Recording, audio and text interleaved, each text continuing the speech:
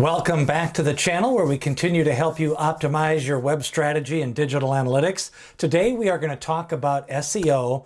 We've had some recent videos about user engagement, writing better copy and landing pages, and today we're going to talk about those specific signals that help a website get authority and relevance with Google. Now, when you talk about SEO, the two most important things that you're looking for from a website is to get that what they call as website authority.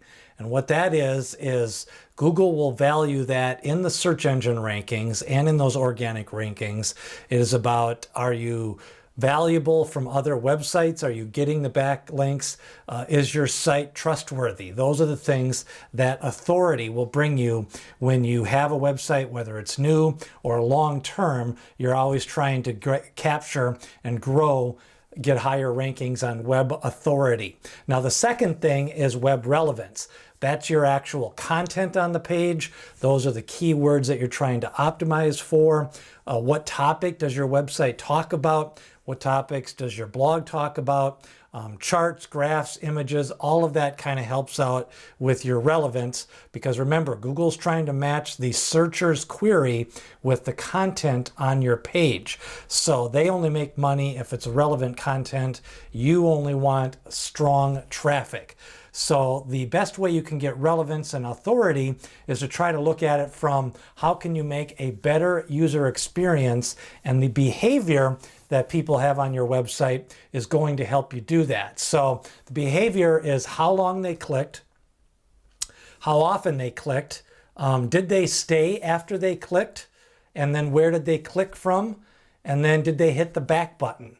Now, some of this is related to bounce rate. We'll talk about that. But first off, the behavior on your website and that user engagement is going to be the determining factor in your relevancy and your authority with Google, especially with organic traffic. So you're trying to get them to stay longer. So we're going to talk about a couple different ways that Google measures that. First off, with user engagement, which you can actually see in your GA4 account. If you already have that set up, did a video on GA4 user engagement. Make sure to look that. And then with the content format is, what are they doing on the page? Is it relevant to what they're trying to do? So you constantly want to have that content formatting so that the user can have a longer engagement and longer experience. Now with that, we're going to talk about links.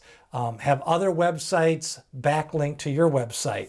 Of course, now links are also a combination of SEO, digital PR, getting out press releases, putting out blogs, helping things like that. But even your own internal links can help you show Google which pages are more important. And you always want to link to strong pages on your website and update some of your most popular blogs. So link strategy is a very important component to getting your relevance and authority up, and again, influencing that user behavior. Now, what we've also got is click-through rate on your search. Google measures how often people click through on an organic search impression. So the quality of the search, the organic click-through rate, these are two things that will help determine if Google wants to rank your page higher. And then what they actually do on the page when they land on there is also going to help.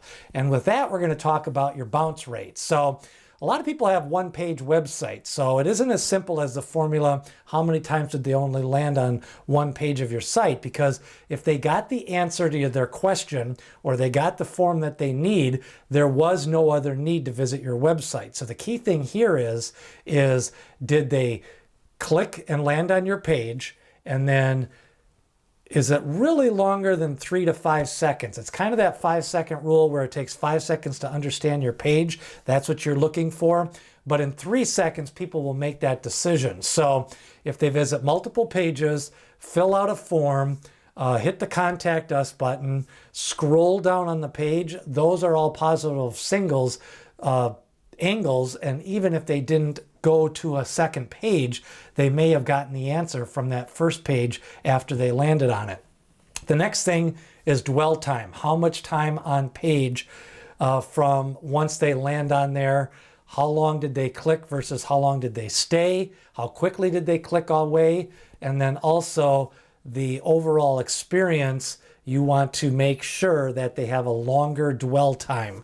So dwell time is very important from a scrolling standpoint, staying on that page, getting some long form content that gives Google that there's some signals that there's some relevancy and authority on that page. Now, visits, you want people to have a strong user experience.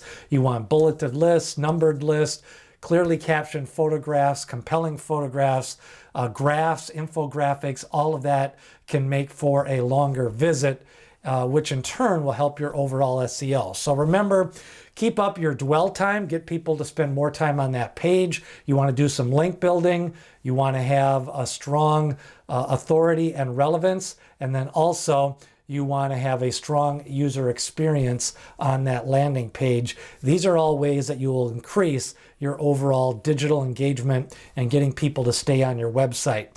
That is a look at SEO and some of the basics for user signals that tells Google that you have an authoritative and relevant website.